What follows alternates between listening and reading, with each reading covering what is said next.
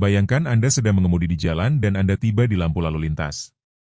Anda tahu bahwa ketika berwarna hijau Anda dapat melanjutkan perjalanan tanpa masalah.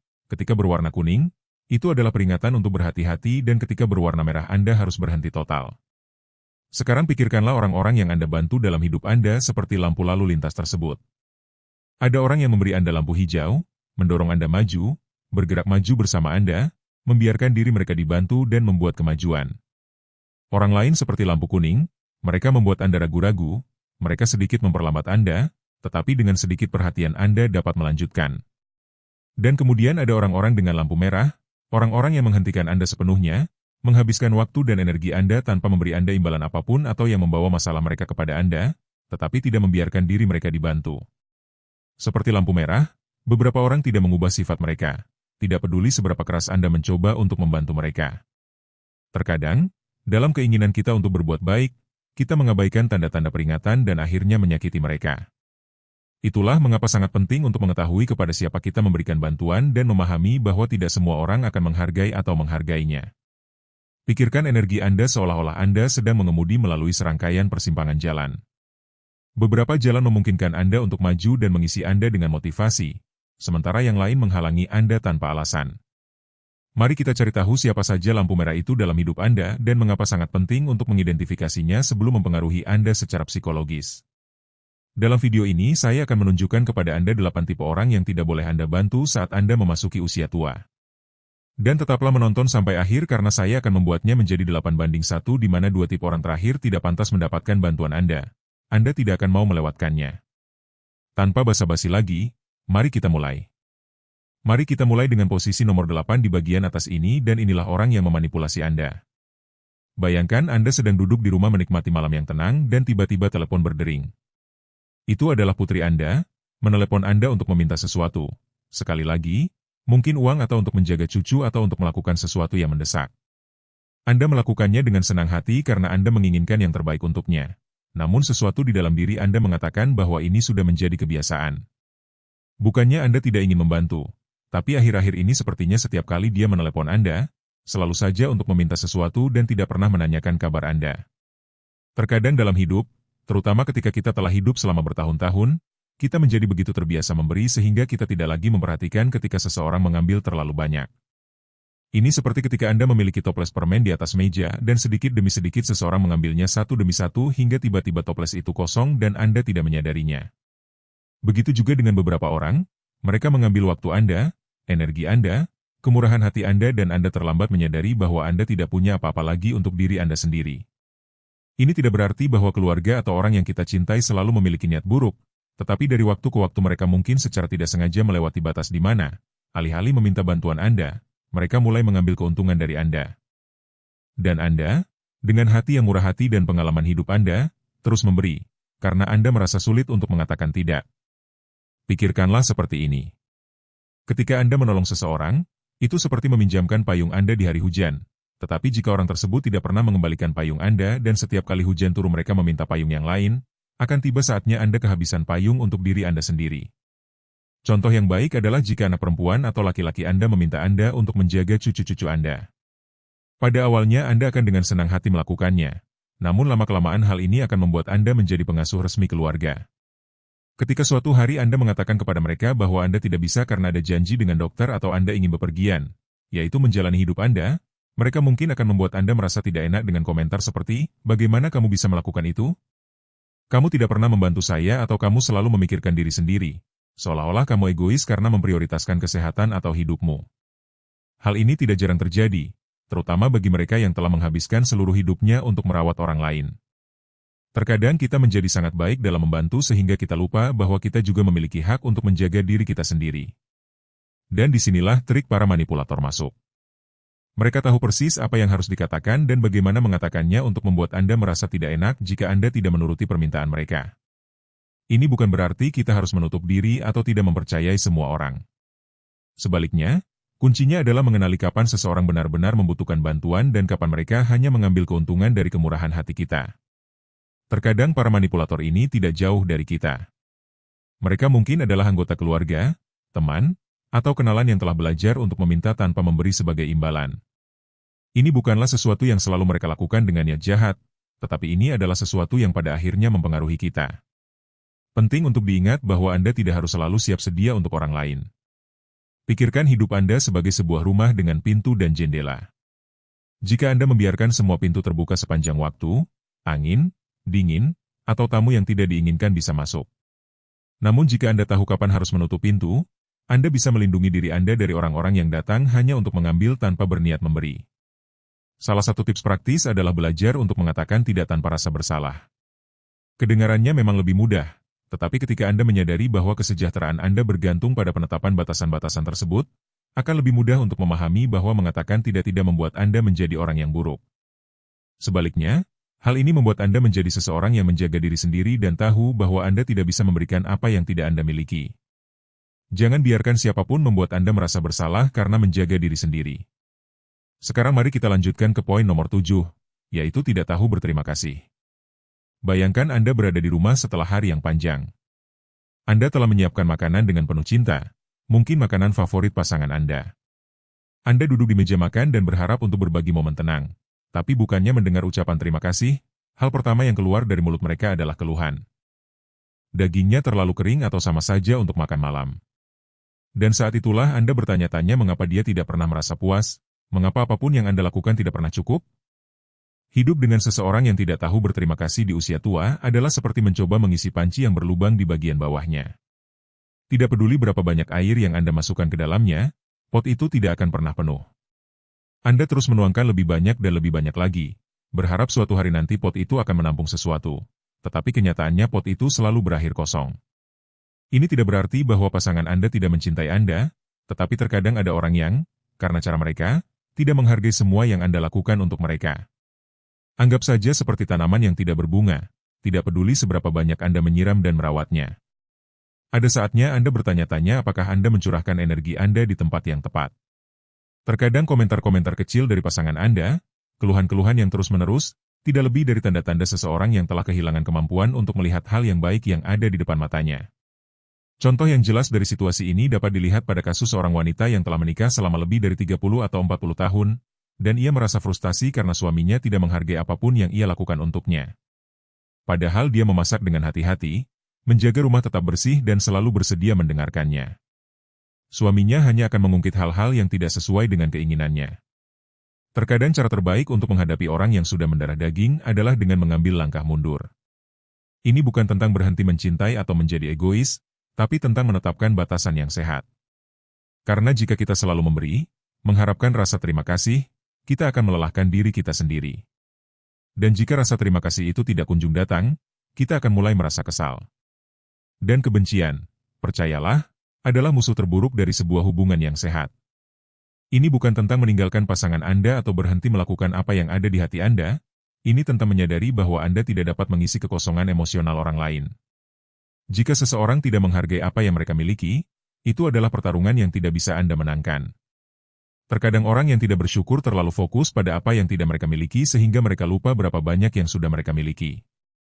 Rasa syukur itu seperti matahari, tanpanya tidak ada tanaman yang bisa tumbuh. Dan memang benar, jika hubungan Anda dan pasangan sedang layu, mungkin saja sinar matahari dari rasa syukur itu hilang. Namun seperti halnya tanaman, terkadang sebuah hubungan membutuhkan waktu untuk melewati masa-masa kering agar Anda berdua dapat menyadari apa yang sebenarnya Anda butuhkan.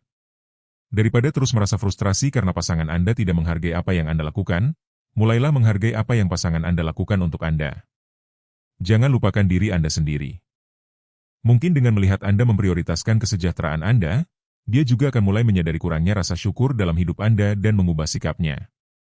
Dan jika Anda memutuskan untuk terus membantu, lakukanlah karena Anda benar-benar ingin melakukannya, bukan karena Anda mengharapkan pengakuan. Rasa terima kasih yang tulus tidak selalu datang dalam bentuk kata-kata. Tetapi ketika Anda belajar untuk menetapkan batasan-batasan Anda sendiri, Anda akan menyadari bahwa menjaga diri sendiri sama pentingnya dengan menjaga orang lain. Sekarang kita sampai pada tipe orang keenam yang tidak boleh Anda bantu, yaitu mereka yang malas. Sekarang kita akan berbicara tentang tipe orang yang dapat menjadi tantangan bagi mereka yang berusia lanjut, mereka yang tampaknya memiliki hubungan yang rumit dengan usaha. Kadang-kadang Anda dapat mengamati seseorang yang tampaknya memiliki alergi terhadap pekerjaan, selalu dikelilingi oleh alasan untuk tidak melakukan apapun. Seolah-olah sofa adalah kerajaan mereka dan remote control adalah teman setia mereka. Bayangkan Anda sedang berada di sebuah pertemuan keluarga dan seseorang mengatakan bahwa mereka tidak dapat membantu pekerjaan rumah dengan berbagai alasan. Dia tidak mengangkat piring, dia tidak menyapu, dia tidak mencuci piring, bahkan tidak cukup sekalipun untuk mengatakan, ya, dia melakukan sesuatu. Beginilah penampilan kungkang profesional, seorang ahli sejati dalam seni tidak bertindak. Meskipun terlihat lucu, hal ini mengajarkan kita tentang pentingnya usaha dalam hidup kita. Beberapa orang tampaknya telah menemukan cara hidup di mana hari esok adalah mantra mereka. Mungkin Anda pernah bertemu dengan seseorang yang selalu berjanji untuk mulai berolahraga, tapi tidak pernah melakukannya. Dalam pikiran mereka, hari esok adalah tempat yang ajaib di mana semua tugas menumpuk, tapi kenyataannya hari esok tidak pernah datang. Sangat mudah untuk jatuh ke dalam perangkap kemalasan, terutama jika Anda tinggal di lingkungan di mana kelambanan adalah hal yang biasa. Menunda-nunda dapat menjadi teman yang buruk dalam hidup, terutama bagi mereka yang ingin tetap aktif dan sehat. Ketika seorang lansia dikelilingi oleh teman-teman yang lebih suka tinggal di rumah menonton TV daripada berjalan-jalan atau berpartisipasi dalam kegiatan, ia cenderung mulai mengadopsi gaya hidup yang sama. Ini bukan tentang memutuskan hubungan dengan mereka yang lebih suka tidur siang daripada keluar dan berolahraga, tapi berhati-hatilah. Mengelilingi diri Anda dengan orang-orang yang tidak mau berusaha dapat membuat Anda merasa terjebak dalam pusaran ketidakaktifan. Seperti kata pepatah, kita adalah rata-rata orang yang paling sering menghabiskan waktu bersama kita. Kuncinya adalah menemukan keseimbangan dan mengelilingi diri kita dengan orang-orang yang menginspirasi kita untuk beranjak dari sofa, menikmati hidup dan tetap aktif, karena pada akhirnya, usaha adalah hal yang membuat kita dapat hidup sepenuhnya. Jadi, lain kali jika Anda bertemu dengan seseorang yang lebih suka menonton acara daripada berjalan-jalan, tanyakan pada diri Anda sendiri, apakah saya benar-benar ingin membiarkan kemalasan itu menular pada saya? Ingatlah bahwa Andalah yang memutuskan ke arah mana Anda ingin pergi. Di urutan kelima dari orang-orang yang tidak boleh kita bantu, ada orang-orang yang tidak bertanggung jawab. Ada orang-orang yang tampaknya mendiami dunia di mana konsekuensi tidak ada. Alam semesta yang sebenarnya di mana menghindari tanggung jawab adalah hal yang biasa. Bayangkan Anda berada di dalam kereta api yang mulai tergelincir. Semua penumpang yang panik berusaha untuk bertahan dan menjaga keseimbangan mereka, tetapi di sudut ada seseorang yang duduk dengan sikap acuh tak acuh dan mengatakan bahwa ini bukan salah saya. Itu adalah sikap yang sangat tidak bertanggung jawab. Ketika kita mencoba untuk membantu seseorang dengan pola perilaku seperti ini, kita seringkali terjebak dalam siklus yang membuat frustasi. Tidak peduli seberapa keras kita mencoba, bantuan kita jarang menghasilkan perubahan positif. Ini seperti mencoba mengisi ember yang sudah berlubang. Tidak peduli seberapa keras kita berusaha, airnya tetap saja bocor. Tipe orang seperti ini memiliki bakat khusus untuk menyalahkan orang lain atas kegagalan mereka dan jika ada sesuatu yang salah, mereka tidak pernah bertanggung jawab. Dalam pikiran mereka selalu ada penyebab lain dan seringkali penyebabnya adalah diri kita sendiri. Ketidakadilan dalam situasi ini tidak hanya memengaruhi ketenangan pikiran kita, tetapi juga dapat berdampak pada reputasi kita. Inilah sebabnya mengapa sangat penting untuk menerapkan pendekatan yang hati-hati ketika berhadapan dengan orang yang tidak bertanggung jawab. Alih-alih menyelesaikan masalah mereka, kita dapat membimbing mereka untuk merenungkan tindakan mereka dan konsekuensi dari tindakan mereka. Seperti halnya sebuah taman yang perlu dirawat, hubungan kita juga membutuhkan waktu dan usaha. Terkadang kuncinya adalah memberdayakan orang-orang ini dengan membantu mereka mengembangkan keterampilan evaluasi diri. Ada yang mengatakan bahwa tidak ada kata terlambat untuk belajar, dan ini juga berlaku untuk akuntabilitas. Ini bukan tentang menolak bantuan mereka, tetapi tentang mengubah setiap situasi menjadi kesempatan belajar. Berurusan dengan orang yang tidak bertanggung jawab dapat menjadi latihan kesabaran dan pengendalian diri. Dalam hal ini, ingatlah bahwa memiliki kebijaksanaan untuk meragukan adalah sebuah kekuatan. Jadi, lain kali jika Anda dihadapkan pada orang yang tidak bertanggung jawab, tarik napas dalam-dalam dan tanyakan pada diri Anda, apakah saya benar-benar ingin terus menginvestasikan energi saya di sini? Membantu orang lain itu mulia, tapi ada batasnya, dan biasanya tercapai ketika kebaikan kita menjadi bantal bagi kemalasan mereka. Daripada merasa frustrasi, lihatlah hal ini sebagai kesempatan untuk mempraktikkan seni bersikap baik tapi tegas. Terkadang cara terbaik untuk membantu seseorang adalah dengan tidak membantu mereka sama sekali. Nomor 4. Orang yang terus mengkritik Anda. Pada tahap kehidupan ini, Anda seharusnya menikmati setiap momen dan mengelilingi diri Anda dengan orang-orang yang memberi nilai tambah. Namun, selalu ada seseorang yang tampaknya memiliki radar khusus untuk mendeteksi setiap kekurangan kecil, entah itu cara Anda berpakaian, cara Anda mengatur hari atau bahkan keputusan yang Anda buat. Seolah-olah mereka memiliki mikroskop yang hanya memperbesar kesalahan, dan mengabaikan keajaiban hidup. Bayangkan Clara, seorang wanita berusia 65 tahun yang selalu sangat dekat dengan saudara perempuannya, Rosa. Terlepas dari kedekatan mereka, Rosa memiliki satu kebiasaan yang mempengaruhi Clara, yaitu selalu mengkritik. Sebagai contoh, ketika Clara memutuskan untuk mendekorasi ulang rumahnya, Rosa tidak dapat menahan diri untuk tidak menunjukkan setiap detail kecil yang tidak disukainya. "Mengapa Anda memilih warna cerah itu? Seharusnya kamu memilih sesuatu yang lebih lembut," katanya sambil menatapnya dengan jijik.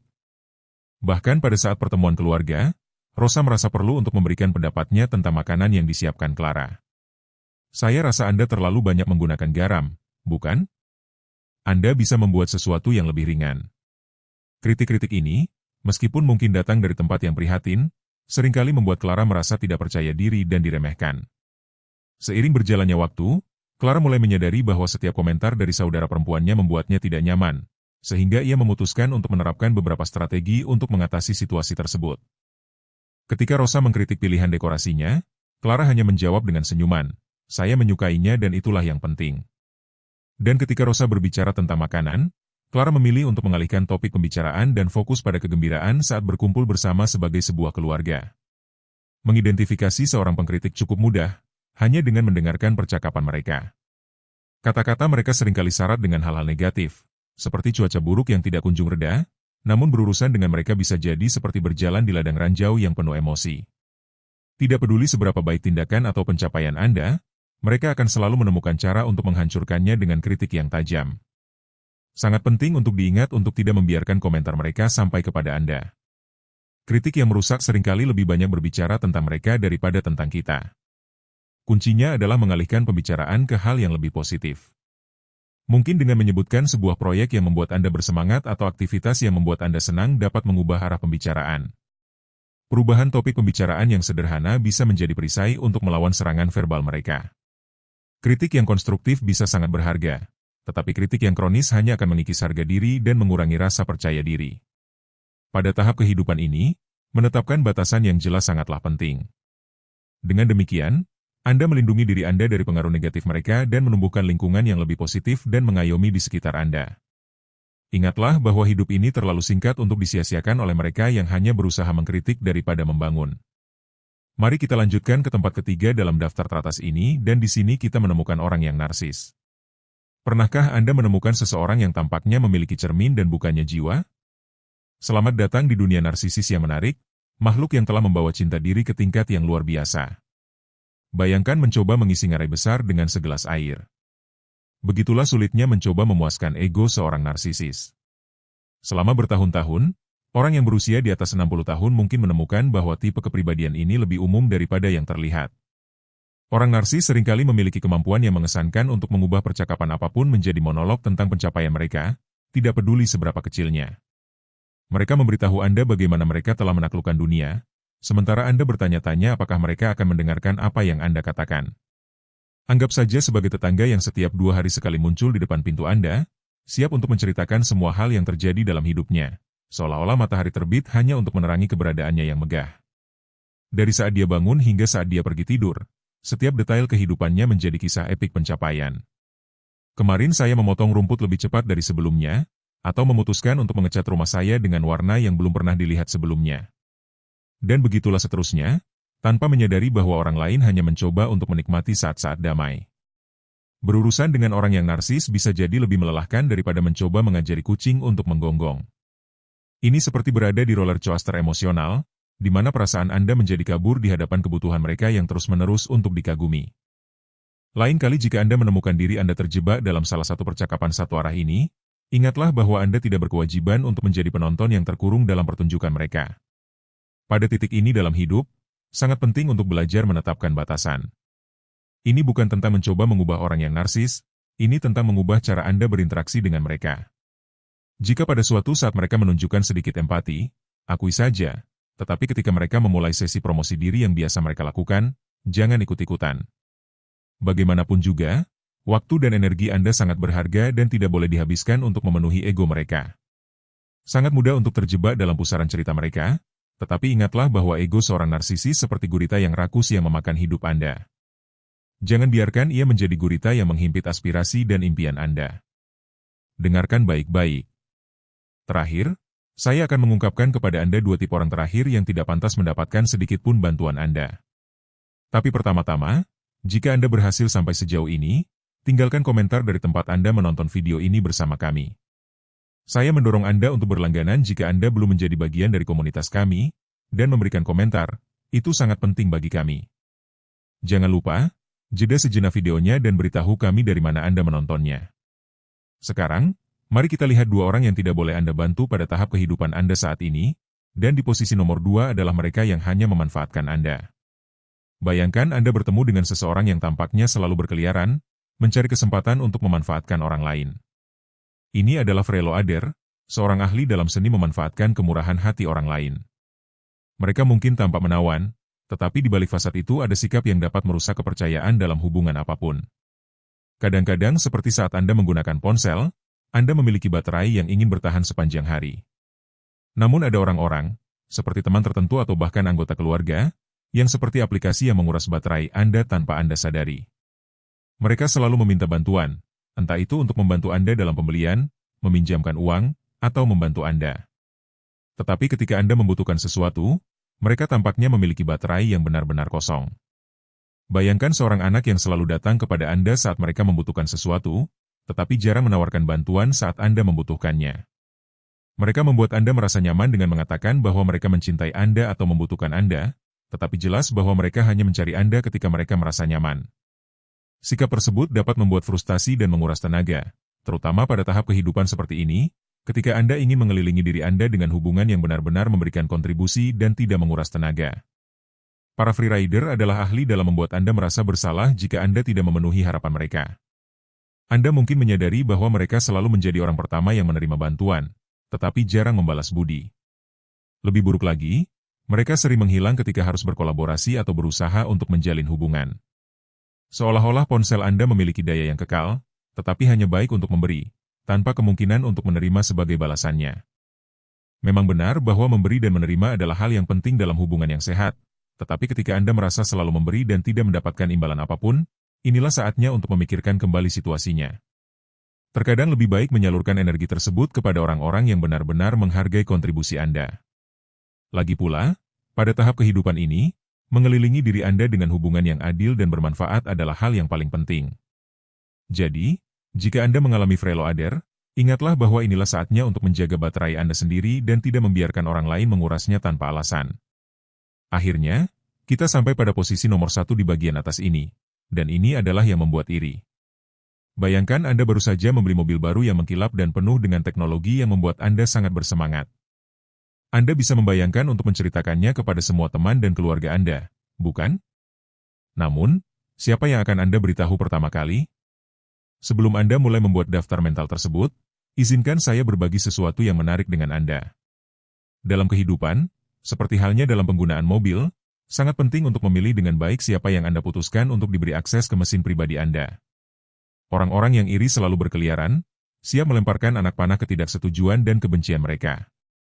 Anda mungkin telah memperhatikan bahwa bahkan promosi kecil di tempat kerja atau pertemanan baru bisa menimbulkan reaksi yang tidak terduga. Mungkin saja seorang teman, setelah mengetahui perolehan baru Anda, membuat komentar yang meremehkan atau mengecilkan pencapaian Anda. Ini adalah cerminan dari rasa tidak aman mereka sendiri dan, pada tahap kehidupan ini, Anda tidak boleh membiarkan hal tersebut terjadi pada Anda. Pikirkanlah seorang kerabat Anda yang selalu berbicara tentang apa yang telah mereka lakukan atau capai, tetapi ketika Anda berbagi kabar baik, mereka tampaknya merasa terancam. Bisa jadi setiap kali Anda menceritakan sesuatu yang positif, dia mulai menceritakan kisahnya sendiri, seolah-olah dia bersaing dengan Anda. Sikap itu bisa seperti pengemudi yang buruk di jalan. Hal ini akan mengganggu Anda dan dapat menyebabkan kecelakaan emosional. Iri hati adalah perasaan umum yang muncul ketika kita melihat adanya kesenjangan antara apa yang kita miliki dan apa yang kita pikir layak kita dapatkan. Seolah-olah kita memiliki pengukur keadilan kosmik internal yang menjadi kacau ketika orang lain mencapai apa yang kita rasakan seharusnya menjadi milik kita. Di era media sosial seperti sekarang ini, yang terbaik adalah merahasiakan kesuksesan dan rencana Anda, karena membagikannya dapat menciptakan rasa pencapaian yang palsu dan mengurangi motivasi Anda. Ingatlah bahwa setiap kali Anda berhasil, orang-orang yang iri akan mati sedikit demi sedikit. Kalikan dengan jumlah orang yang Anda ceritakan tentang rencana Anda dan Anda akan melihat berapa banyak energi negatif yang Anda tarik tanpa Anda sadari. Orang yang iri bisa jadi sulit untuk diidentifikasi, tapi ada beberapa tanda yang dapat membantu Anda. Mereka yang meminimalkan pencapaian Anda atau hanya ada di sana ketika mereka bisa mendapatkan keuntungan dari Anda. Jadi, ketika Anda menyadari sikap-sikap ini, inilah saat yang tepat untuk memperlambat dan mempertimbangkan kembali siapa yang Anda izinkan masuk ke dalam hidup Anda. Pada tahap kehidupan ini, hal yang paling berharga adalah menjaga hubungan yang memperkaya perjalanan Anda, bukan mengurasnya. Anda tidak berkewajiban untuk membantu atau menyenangkan mereka yang tidak menghargai pencapaian Anda. Terkadang berbagi kesuksesan Anda seperti membuka pintu mobil baru Anda. Tidak semua penumpang siap untuk menikmati perjalanan bersama Anda. Beberapa di antaranya hanya mengkritik warna atau modelnya.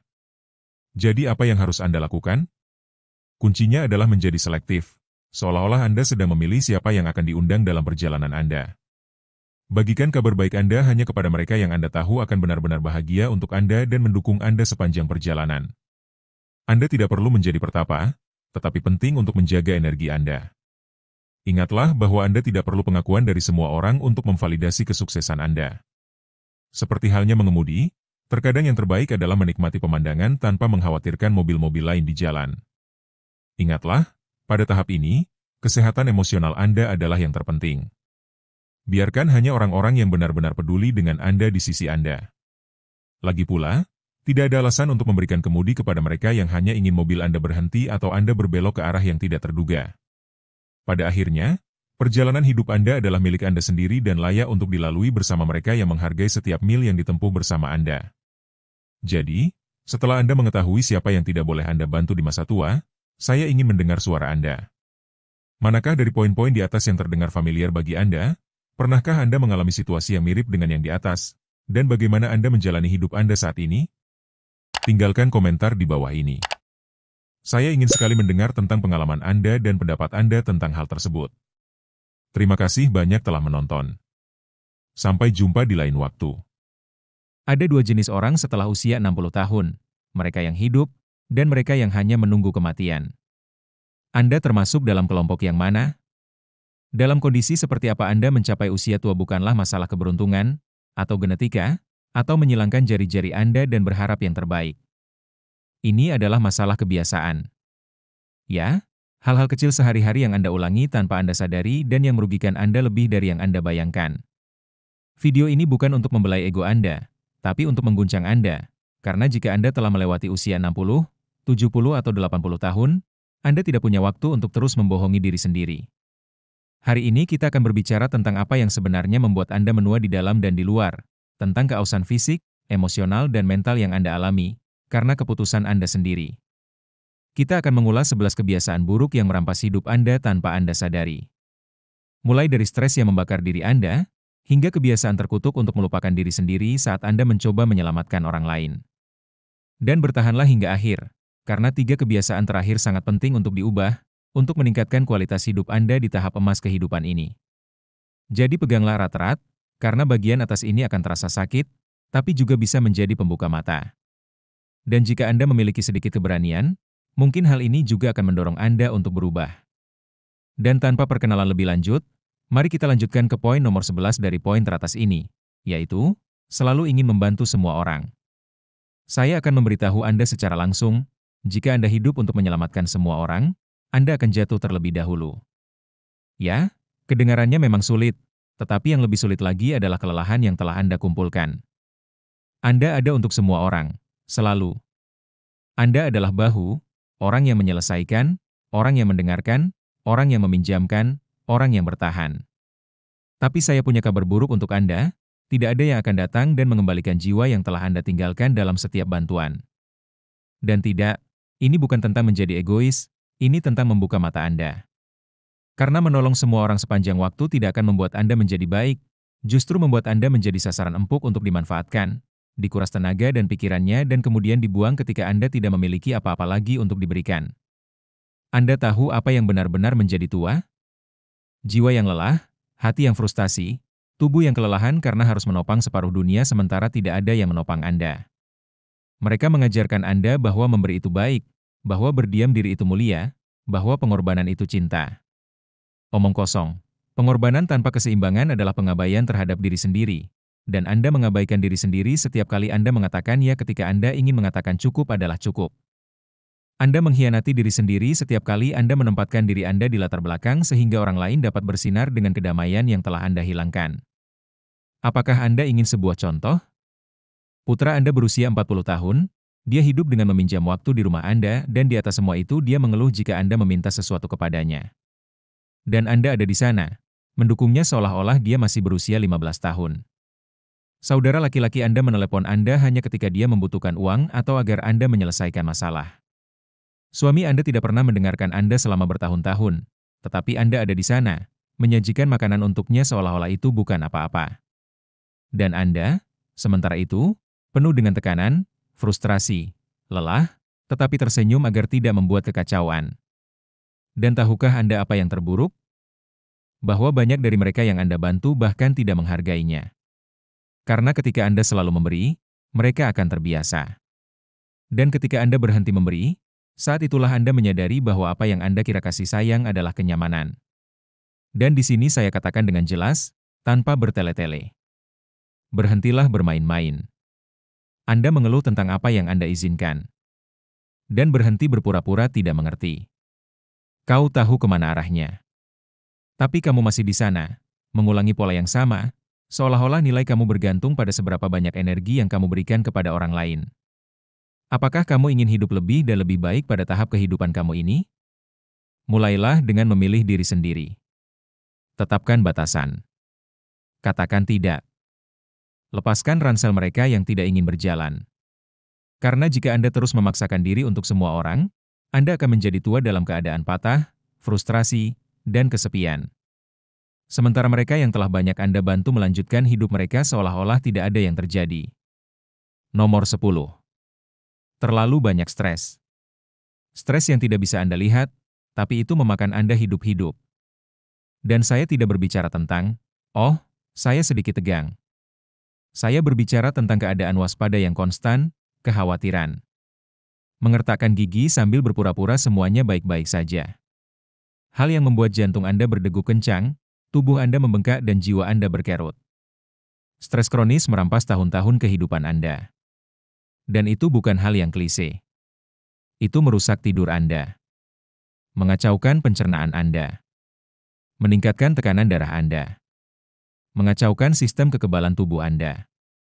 Dan yang terburuk dari semuanya, itu mengubah emosi Anda. Anda menjadi lebih mudah marah. Lebih cemas. Lebih pahit. Dan Anda bahkan tidak menyadarinya.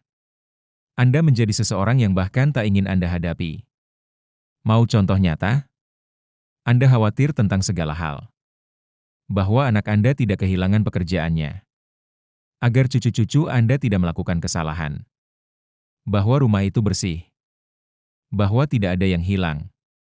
Bahwa semua orang baik-baik saja. Dan kau? Kapan kau baik-baik saja? Tidak pernah. Karena stres membuat Anda terjebak dalam roda yang tidak berhenti, tapi tidak membawa Anda kemana-mana. Suami Anda berbicara buruk kepada Anda dan Anda diam saja. Anak perempuan Anda meminta bantuan Anda sekali lagi dan Anda mengiyakan, meskipun di dalam hati Anda gelisah. Kakak Anda terlibat dalam masalah yang bahkan bukan masalah Anda dan Anda tetap melampiaskannya kepadanya. Hasilnya? Sebuah tubuh yang dikontrak. Kepala yang penuh dengan kebisingan. Dan hati yang mengeras dari hari ke hari. Karena stres tidak hanya membuat Anda sakit. Itu membuatmu menua secara brutal. Ini menguras vitalitas Anda. Menghilangkan senyum Anda. Mengubah Anda menjadi orang yang lelah, tegang, dan membosankan. Ingin hidup lebih lama? Buatlah perubahan. Lepaskan apa yang tidak bisa Anda kendalikan. Belajarlah untuk mengatakan, ini bukan tempat saya. Ayo, bereaksi. Dunia tidak akan melambat karena Anda tidak tahu apa yang Anda inginkan. Dan jika Anda terus berkata, saya tidak punya waktu untuk saya, berhentilah bermain-main dengan, saya tidak punya waktu. Anda punya waktu, tapi Anda menyia-nyiakannya. Anda memberikannya dalam kekhawatiran yang bukan milik Anda, dalam drama orang lain, dalam tuntutan yang tidak Anda minta. Karena jika Anda terus menyerap masalah orang lain, Jika Anda terus menuntut diri sendiri seolah-olah nilai Anda bergantung pada apa yang Anda lakukan untuk orang lain, Anda akan hancur. Dan tidak akan ada orang yang mau membantu Anda. Stres membunuh dalam diam. Ia tidak meninggalkan bekas yang terlihat, tetapi ia akan merusak Anda dari dalam. Dan jika Anda tidak melakukan sesuatu hari ini, tubuh Anda akan menagihnya besok. Nomor 9. Selalu berpikir negatif. Mengapa selalu melihat gelas setengah kosong? Saya akan mengatakan sesuatu yang tidak akan Anda sukai, tapi Anda perlu mendengarnya. Cara berpikir Anda menghancurkan hidup Anda lebih dari penyakit apapun. Dan tidak, maksud saya bukan hari-hari ketika Anda sedang terpuruk. Maksud saya adalah kebiasaan buruk yang selalu melihat yang terburuk dalam segala hal. Anda hidup menunggu sesuatu yang salah. Anda hidup dengan meragukan segala sesuatu, tidak mempercayai semua orang, membayangkan tragedi yang bahkan tidak pernah terjadi. Anda bangun dan Anda sudah memiliki wajah yang panjang, melihat apa yang bisa salah hari ini. Dan itu membuat Anda tua, membuat Anda pahit, mematikan Anda. Karena kepala Anda menjadi tempat yang gelap dan ketika pikiran menjadi penjara, tubuh pun mengikutinya. Apakah Anda ingin contoh nyata? Anak Anda memberitahu Anda bahwa dia memulai sesuatu yang baru dan Anda berkata, bagaimana jika itu tidak berjalan dengan baik? Cucu Anda ingin melakukan perjalanan dan Anda langsung berkata, hati-hati. Itu penuh dengan bahaya. Pasangan Anda mengusulkan untuk pergi keluar dan Anda berpikir, apa gunanya? Saya yakin kaki saya sakit atau cuacanya buruk. Itu bukan kehati-hatian. Itu ketakutan. Itu adalah negativitas. Dan Anda menghirup energi itu. Dan semua orang di sekitar Anda menghirupnya. Dan kemudian Anda bertanya-tanya mengapa tidak ada yang mencari Anda? Mengapa segala sesuatu membebani Anda? Mengapa Anda merasa tidak ada yang memuaskan Anda? Apakah Anda tahu berapa banyak peluang yang Anda bunuh dengan berpikir seperti itu? Berapa banyak orang yang menjauh karena tidak tahan dengan awan kelabu Anda? Berapa kali Anda menyabotase kebahagiaan Anda sendiri tanpa menyadarinya? Dan tidak, bukan berarti tidak ada masalah. Tentu saja ada. Tapi jika fokus Anda selalu pada hal yang buruk, Anda akan hidup dalam lubang meskipun di luar cerah. Apakah Anda ingin hidup lebih lama? Apakah Anda ingin merasa lebih baik? Mulailah dari kepala Anda. Ubah cara Anda berbicara, cara Anda berpikir, cara Anda bereaksi. Ya, itu sulit. Tapi tahukah Anda apa yang lebih mahal? Hidup selama bertahun-tahun menyeret diri Anda ke bawah dengan sikap yang buruk, meracuni setiap momen yang seharusnya baik untuk Anda. Dan berakhir dengan sebuah kebenaran yang akan menyakitkan. Berhentilah bermain-main dengan pantat Anda. Tapi itu adalah hal yang membuat Anda terjebak. Dan ya, aku akan memberitahumu ini juga. Anda tidak istimewa untuk menderita. Berhentilah bermain-main dan lupakan saja. Karena jika Anda tidak berani melihat hidup dengan mata yang berbeda, Anda akan terus mengulangi kelabu yang sama setiap hari. Bahkan jika ada warna di luar sana. Negativitas adalah racun yang perlahan-lahan. Anda meminumnya setiap hari. Dan Anda bahkan tidak menyadari bahwa Anda sedang membunuh diri Anda sendiri. Dan jika Anda tidak bunuh diri, Anda akan bunuh diri. Jadi berhentilah untuk selalu melihat gelas setengah kosong. Karena jika Anda tidak dapat menghargai apa yang Anda miliki, bahkan jika hidup Anda berubah, Anda akan tetap pahit. Nomor 8. Tidak bergerak. Apakah Anda ingin cepat tua? Merasa berat? Kehilangan tenaga? Jatuh sakit dan bergantung pada orang lain? Kalau begitu teruslah seperti ini. Duduk sepanjang hari. Diam. Menutup diri. Membiarkan tubuh berkarat seperti mesin yang terbengkalai. Karena itulah kenyataannya. Ketika Anda berhenti bergerak, Anda mulai mati berkeping-keping. Pertama keinginan mati. Kemudian energi. Kemudian kemerdekaan. Dan suatu hari Anda bangun dan Anda bahkan tidak bisa mengikat sepatu Anda tanpa merasa sakit. Tidak masalah jika Anda berusia 60, 70 atau 80 tahun. Bukan usia yang menghancurkan Anda. Melainkan karena kurang bergerak. Dan tidak. Anda tidak perlu lari maraton. Anda harus bangun. Anda harus berjalan. Peregangan. Gunakan tubuh Anda untuk apa itu? Sebuah alat kehidupan. Bukan patung dekoratif. Kau mau contoh?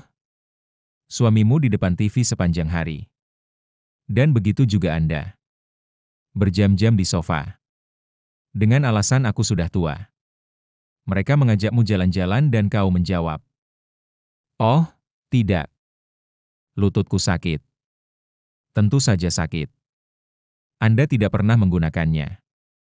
Anakmu menyuruhmu berolahraga dan kau menjawab, "Untuk apa?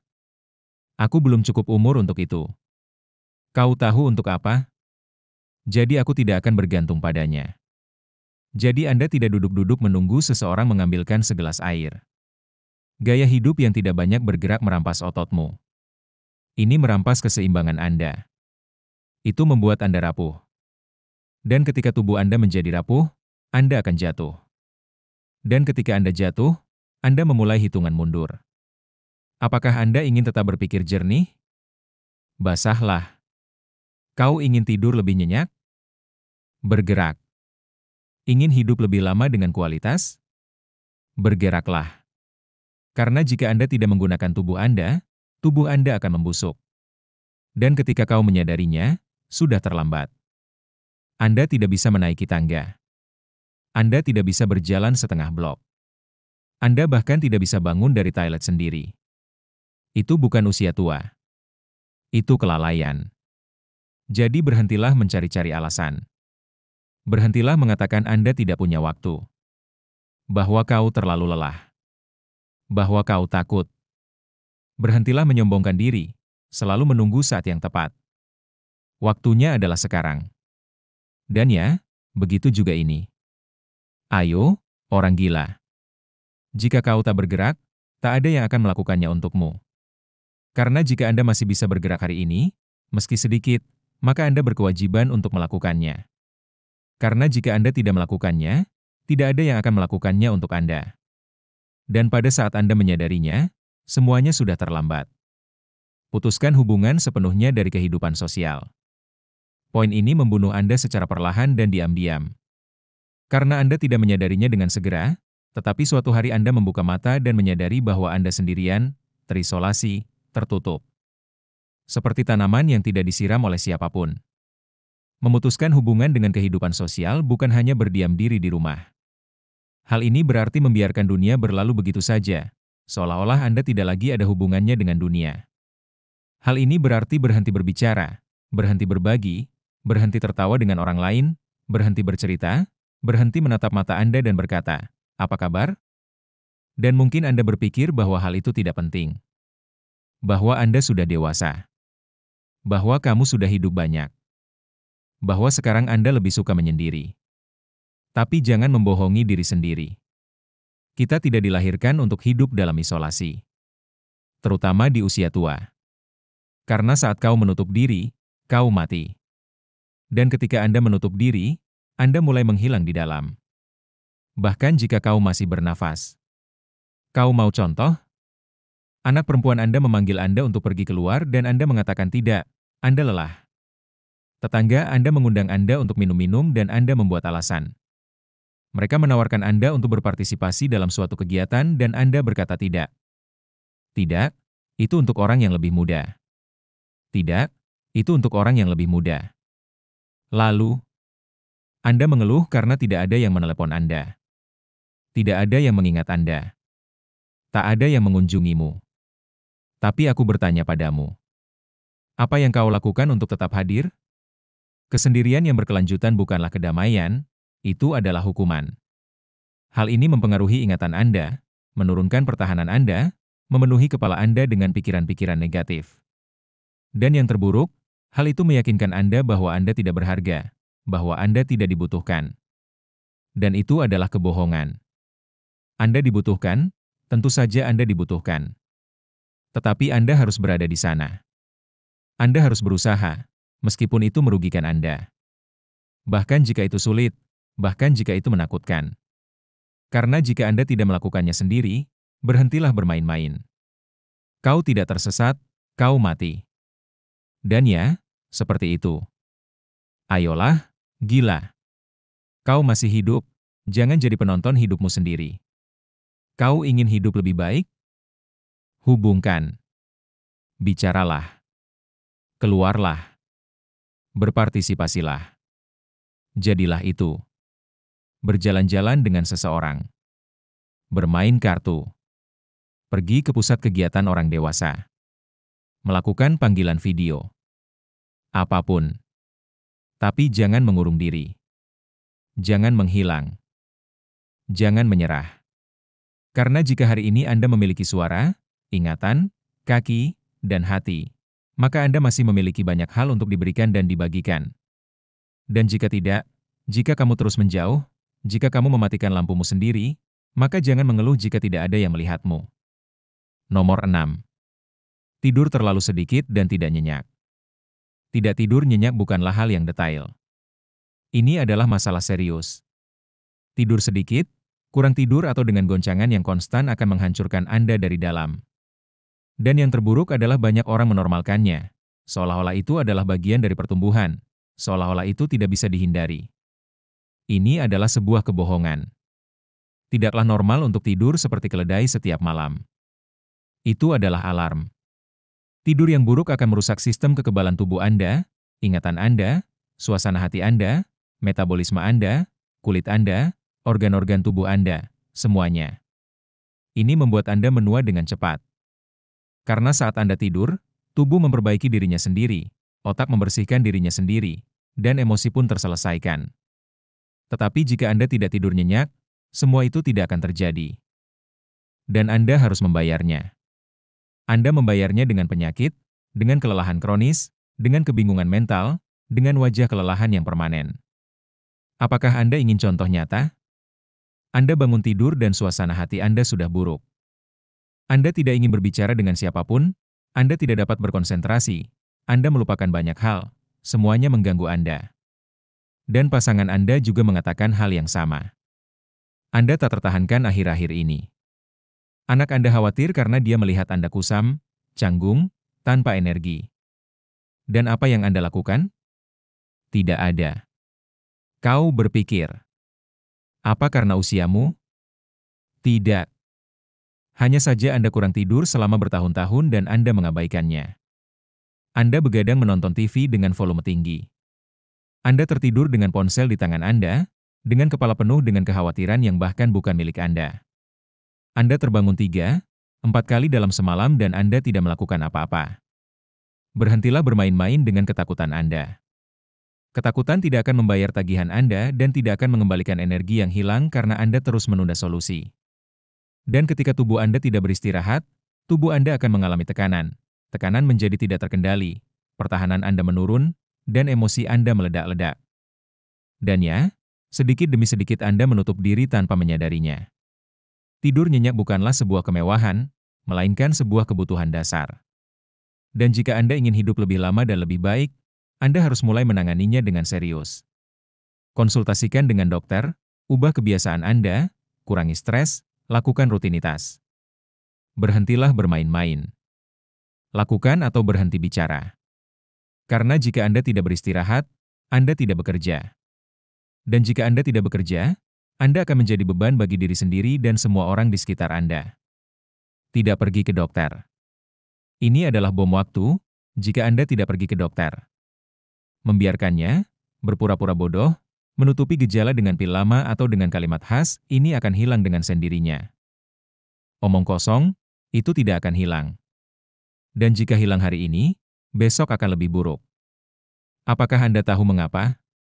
Karena tubuh selalu memperingatkan Anda. Dan jika Anda tidak mendengarkannya, tubuh akan berteriak kepada Anda dengan rasa sakit, penyakit atau sesuatu yang lebih buruk. Tidak pergi ke dokter sama saja dengan membiarkan api menyala di rumah Anda dan berkata, "Nah, saya yakin api akan padam dengan sendirinya." Anda ingin contoh nyata? Anda menderita batuk selama berminggu-minggu dan tidak kunjung sembuh.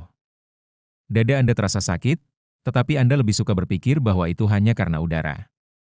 Anda merasa pusing, Anda melupakan banyak hal, Anda tidak bisa tidur nyenyak, Anda tidak punya energi. Tapi Anda berkata, ini karena usia.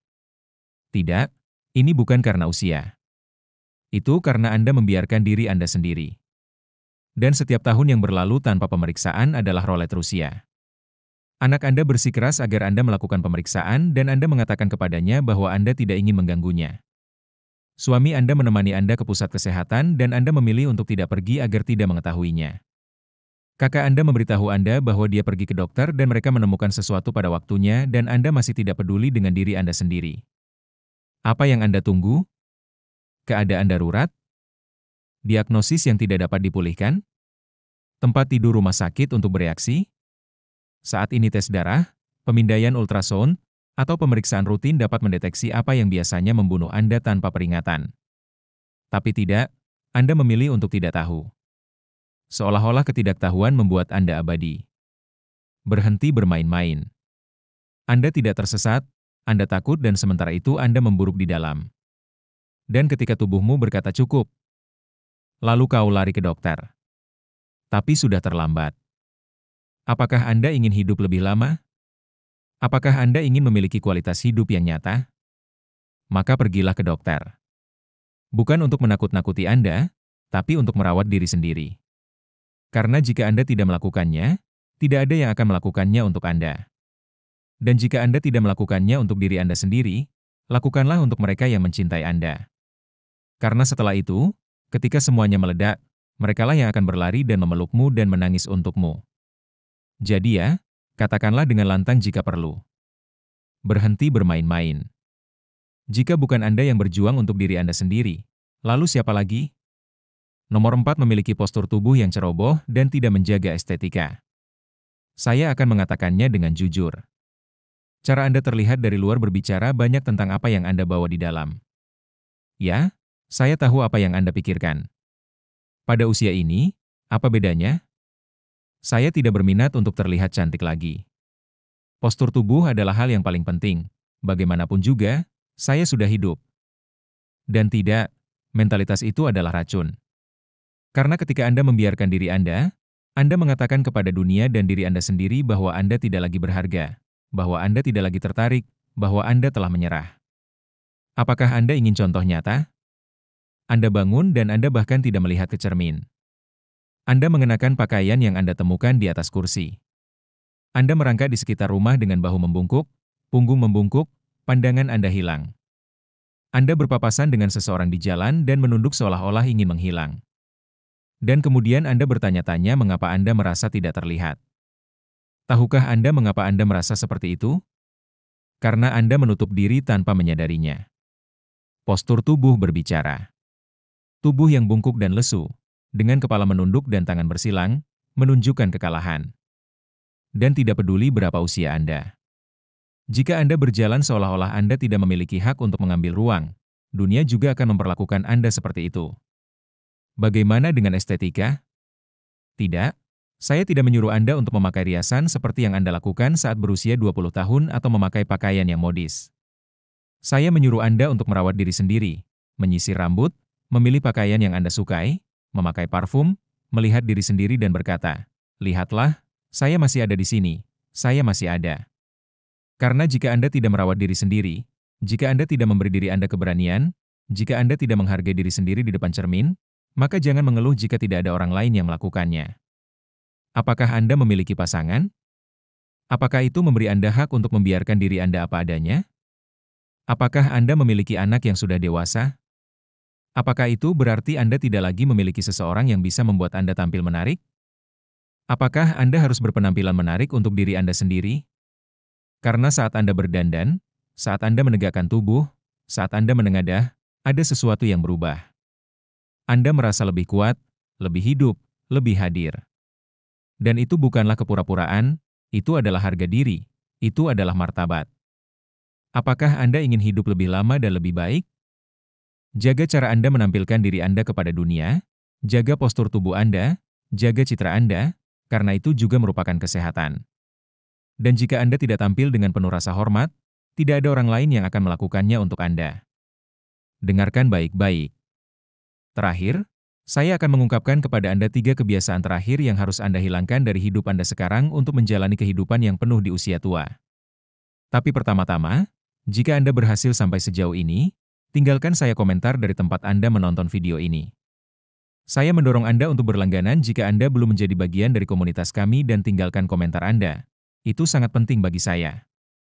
Jangan lupa, Hentikan sejenak videonya dan berikan komentar dari tempat Anda menonton video ini bersama saya. Jadi, sekarang, mari kita lanjutkan ketiga kebiasaan yang harus Anda hentikan dalam hidup Anda jika Anda ingin menjalani hidup yang penuh dan bahagia. Dan nomor 3 adalah menyalahgunakan gula dan makanan olahan. Dengarkan ini, junk food membunuh Anda dengan pisau plastik. Perlahan, diam-diam, tanpa Anda sadari, tapi itu membunuh Anda dengan cara yang sama. Dan Anda tahu itu, Anda merasakannya. Setelah makan dengan buruk, Anda merasa lebih berat, lebih lambat, lebih bengkak, tapi Anda tetap melakukannya. Karena enak, karena lebih mudah, karena sudah biasa, di usia ini. Tidak. Cukup dengan mentalitas bunuh diri ini. Gula dan makanan ultraproses adalah racun jika Anda terus mengonsumsinya.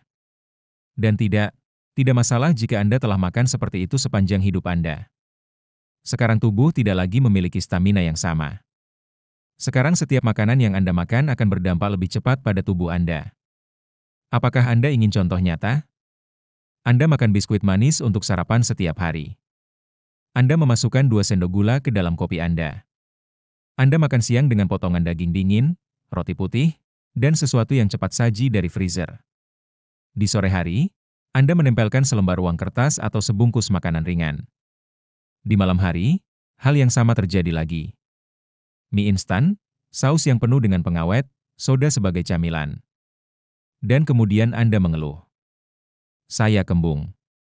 Saya merasa kehabisan energi. Gula darah saya naik. Saya sakit perut lagi.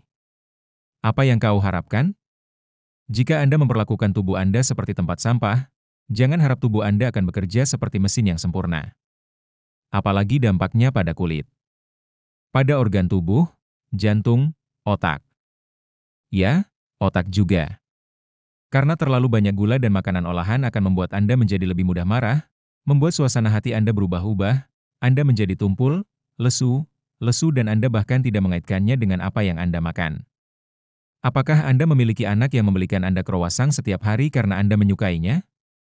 Pasangan yang mengatakan kepada Anda bahwa camilan itu tidak ada salahnya? Teman-teman yang berkumpul untuk makan camilan seakan-akan itu adalah sebuah ritual dari gula dan tepung? Nah, sudah waktunya untuk mengatakan cukup sudah cukup. Ini bukan tentang tidak menikmati diri sendiri lagi. Ini tentang memahami bahwa apa yang Anda makan hari ini adalah apa yang akan Anda rasakan besok. Dan jika Anda membuang sampah ke dalam tubuh Anda setiap hari, jangan mengeluh jika dalam beberapa tahun Anda tidak dapat bergerak karena sakit atau Anda hidup dengan pil. Apakah Anda ingin hidup dengan baik, dengan energi, dengan kejernihan? Bersihkan pola makan Anda. Jangan menunggu serangan jantung, stroke, diagnosis diabetes tipe 2.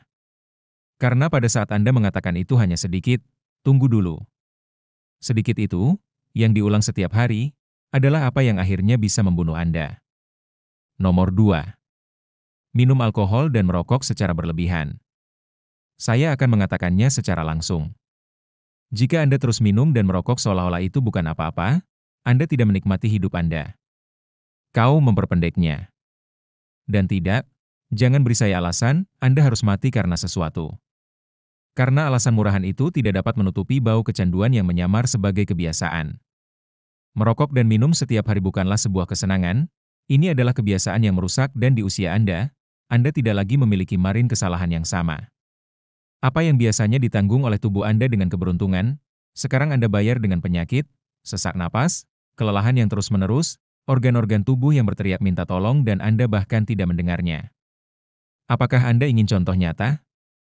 Anda telah merokok sebatang sehari selama 30 tahun dan Anda masih berkata pada diri sendiri, "Baiklah, saya baik-baik saja." Suara Anda serak, batuk yang tidak kunjung sembuh, Anda sesak napas saat berjalan setengah blok, tetapi tidak, Anda tetap mengatakan bahwa tidak ada yang salah. Anda minum segelas kecil anggur setiap hari, lalu segelas lagi dan lagi. Dan jika tidak ada anggur atau bir, dan jika tidak ada bir, apapun yang ada.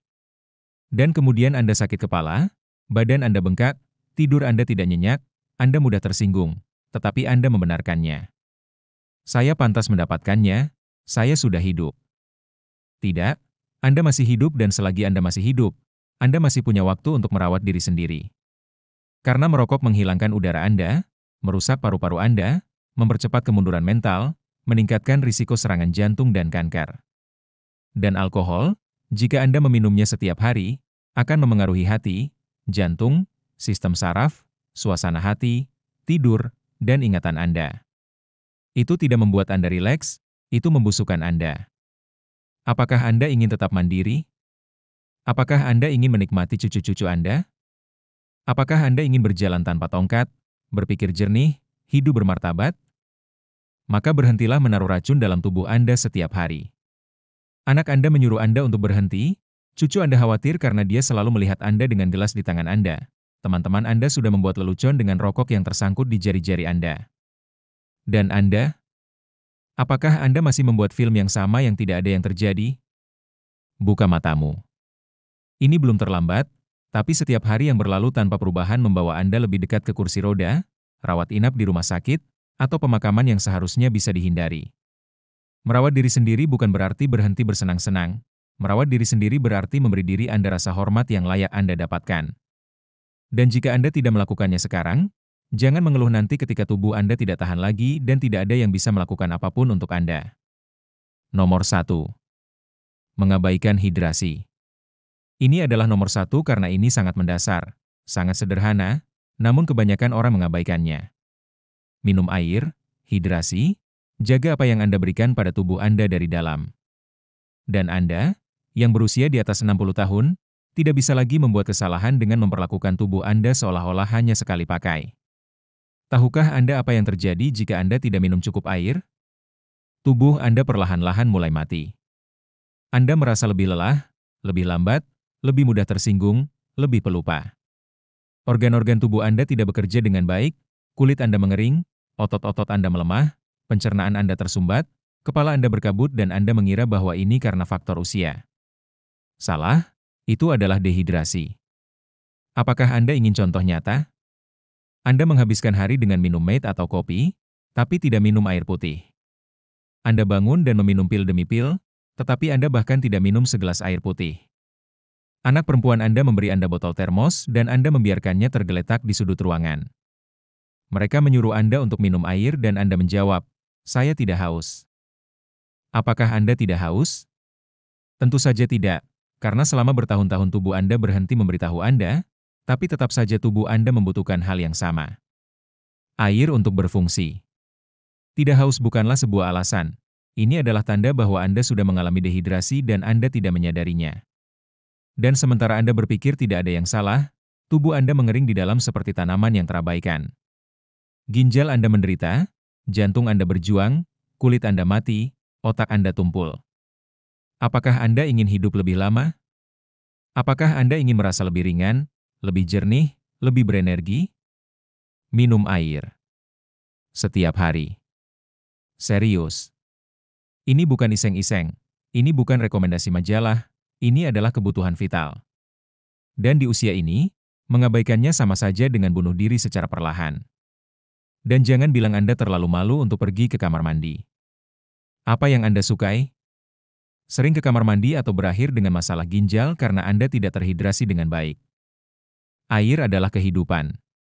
Dan jika Anda tidak memberi tubuh Anda air, Anda memilih untuk mati lebih cepat. Sesederhana itu. Sesulit itu. Ini adalah bahwa nyata. Kita sudah sampai pada akhirnya. Sekarang setelah Anda mengetahui kebiasaan yang membuat Anda menua, saya ingin mendengar suara Anda. Manakah dari poin-poin ini yang terdengar familiar? Bagaimana Anda menjalani hidup Anda hari ini? Tinggalkan saya komentar di bawah ini. Saya ingin sekali mendengar tentang pengalaman Anda dan pendapat Anda tentang hal itu.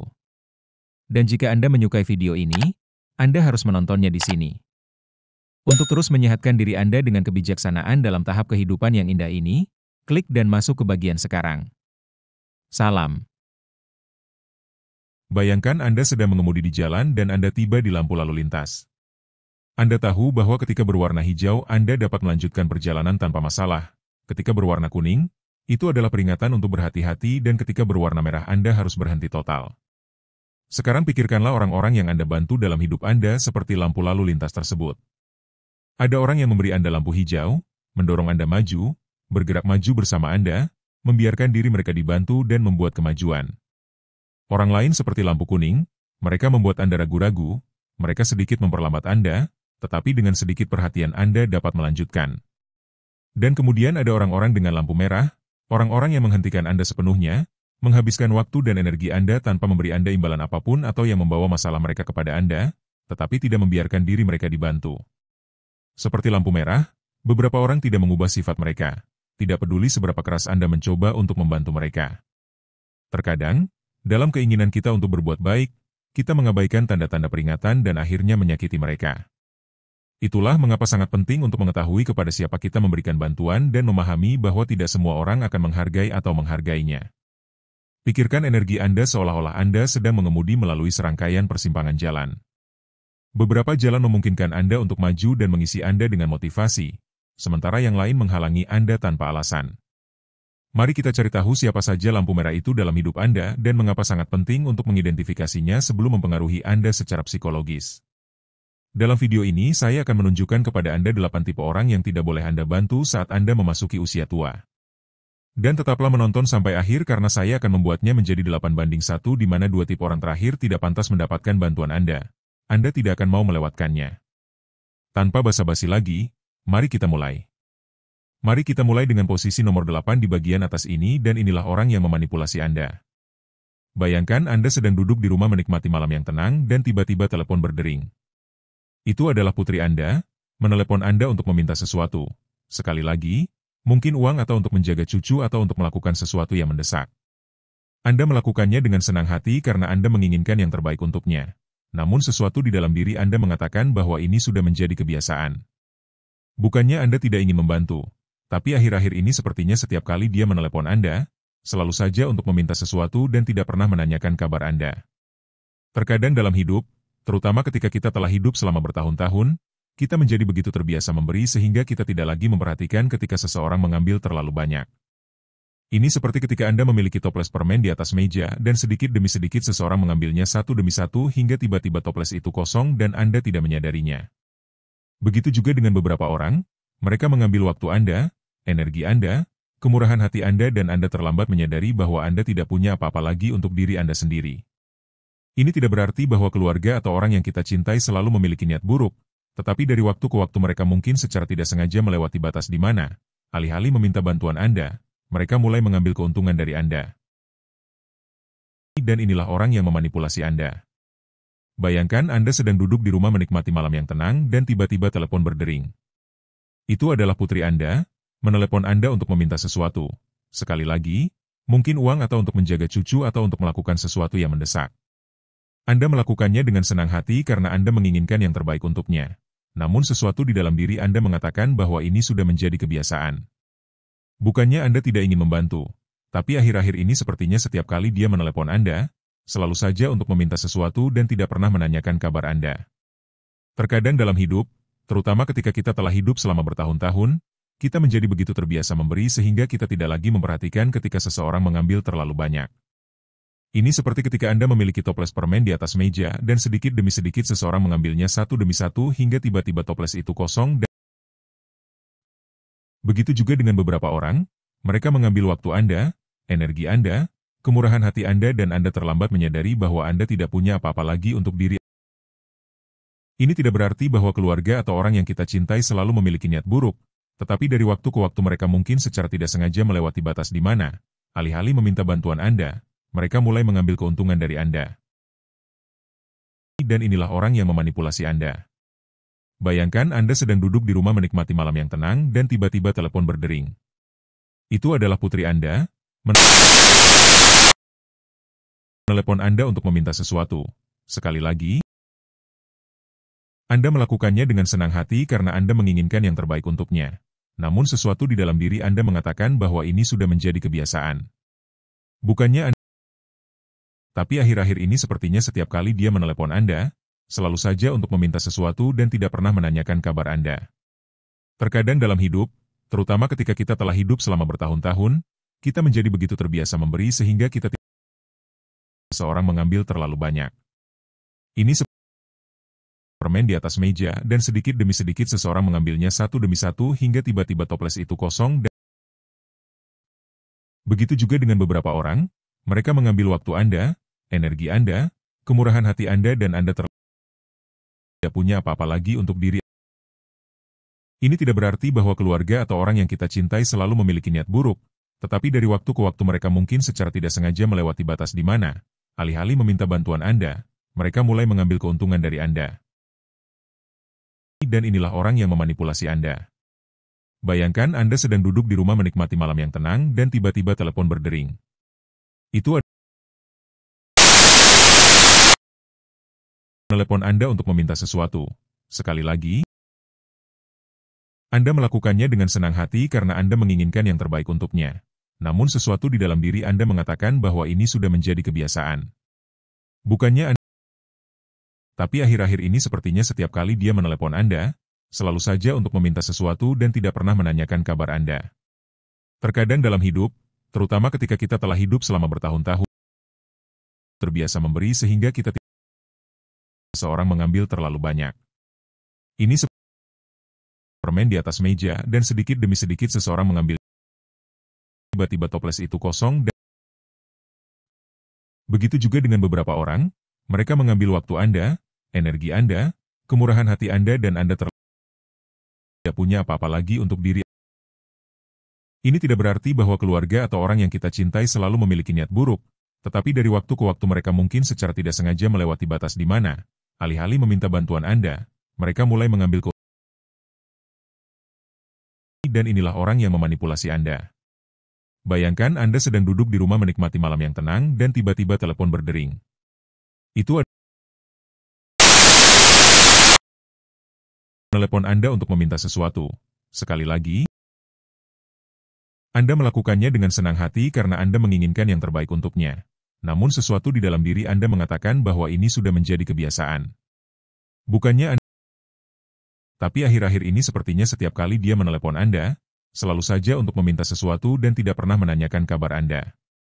Terkadang dalam hidup, terutama ketika kita telah hidup selama bertahun-tahun, terbiasa memberi sehingga kita tidak seorang mengambil terlalu banyak. Ini seperti permen di atas meja dan sedikit demi sedikit seseorang mengambil. Tiba-tiba toples itu kosong dan dengan beberapa orang, mereka mengambil waktu Anda, energi Anda, kemurahan hati Anda dan Anda tidak punya apa-apa lagi untuk diri.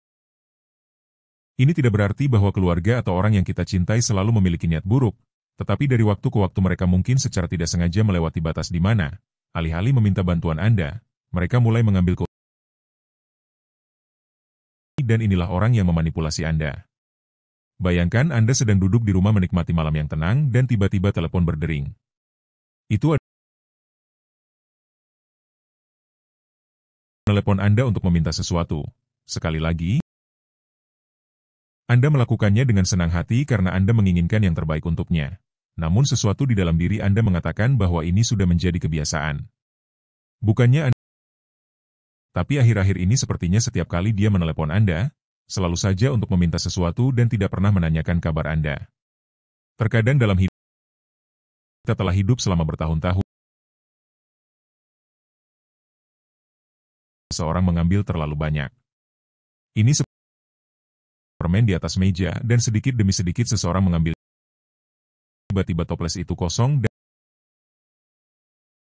dengan beberapa orang, mereka mengambil waktu Anda, energi Anda, kemurahan hati Anda dan Anda tidak punya apa-apa lagi untuk diri. Ini tidak berarti bahwa keluarga atau orang yang kita cintai selalu memiliki niat buruk, tetapi dari waktu ke waktu mereka mungkin secara tidak sengaja melewati batas di mana, alih-alih meminta bantuan Anda, mereka mulai mengambil keuntungan. Dan inilah orang yang memanipulasi Anda. Di rumah menikmati malam yang tenang dan tiba-tiba telepon berdering. Itu adalah telepon Anda untuk meminta sesuatu. Anda melakukannya dengan senang hati karena Anda menginginkan yang terbaik untuknya. Namun sesuatu di dalam diri Anda mengatakan bahwa ini sudah menjadi kebiasaan. Tapi akhir-akhir ini sepertinya setiap kali dia menelepon Anda, selalu saja untuk meminta sesuatu dan tidak pernah menanyakan kabar Anda. Terkadang dalam hidup, kita telah hidup selama bertahun-tahun, seseorang mengambil terlalu banyak. permen di atas meja dan sedikit demi sedikit seseorang mengambil. Tiba-tiba toples itu kosong dan dengan beberapa orang, mereka mengambil waktu Anda, energi Anda, kemurahan hati Anda dan Anda tidak punya apa-apa lagi untuk diri. Ini tidak berarti bahwa keluarga atau orang yang kita cintai selalu memiliki niat buruk, tetapi dari waktu ke waktu mereka mungkin secara tidak sengaja melewati batas di mana, alih-alih meminta bantuan Anda. Dan inilah orang yang memanipulasi Anda. Di rumah menikmati malam yang tenang dan tiba-tiba telepon berdering.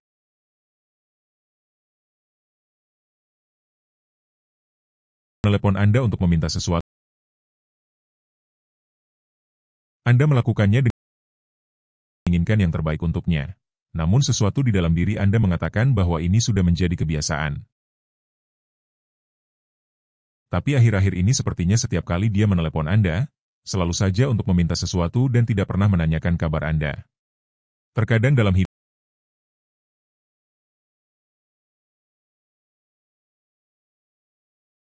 seseorang mengambil terlalu banyak permen di atas meja dan sedikit. Tiba-tiba toples itu kosong dan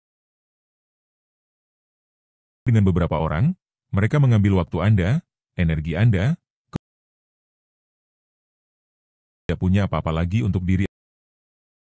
Ini tidak berarti bahwa keluarga atau orang yang kita cintai, tetapi dari waktu ke waktu mereka mungkin secara tidak sengaja melewati batas di mana, alih-alih meminta bantuan Anda. Dan inilah orang yang memanipulasi Anda. Dan tiba-tiba telepon berdering.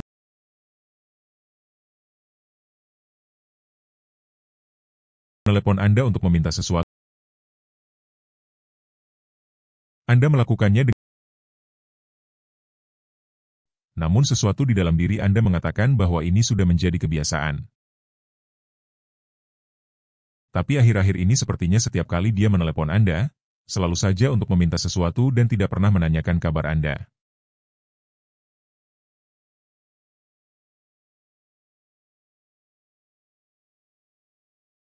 Seseorang mengambil terlalu banyak permen di atas meja dan sedikit. Tiba-tiba toples itu kosong dan dengan beberapa orang, energi Anda tidak punya apa-apa lagi untuk diri. Ini tidak berarti bahwa keluarga atau orang yang kita cintai, tetapi dari waktu ke waktu mereka mungkin secara tidak sengaja melewati batas di mana, alih-alih meminta bantuan Anda. Dan inilah orang yang memanipulasi Anda. Dan tiba-tiba telepon berdering.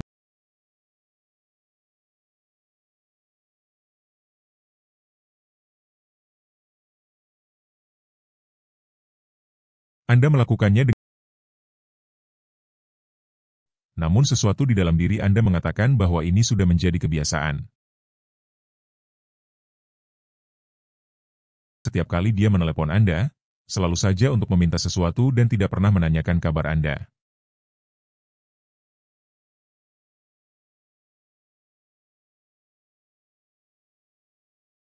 Seseorang mengambil terlalu banyak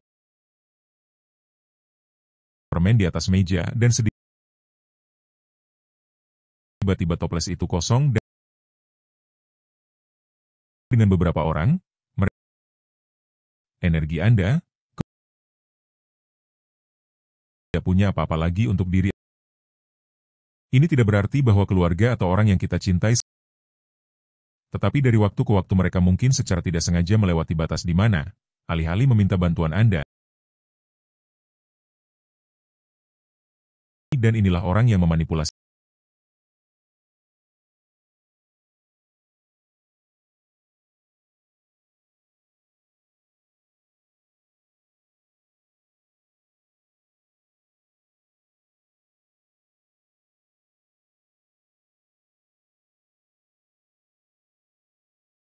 Diri Anda mengatakan bahwa ini sudah menjadi kebiasaan. Setiap kali dia menelepon Anda, selalu saja untuk menanyakan kabar Anda.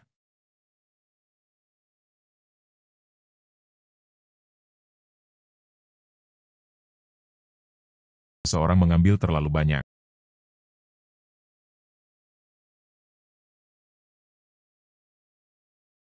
Tiba-tiba toples itu kosong dan dengan beberapa orang,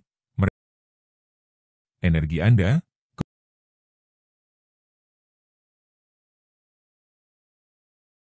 Ini tidak berarti bahwa keluarga atau orang yang kita cintai mungkin secara tidak sengaja melewati batas di mana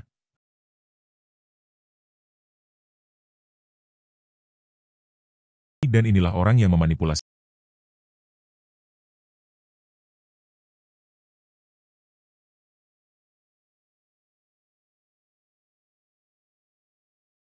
Dan Anda, dengan hati yang murah hati dan pengalaman hidup Anda, terus memberi, karena Anda merasa sulit untuk mengatakan tidak.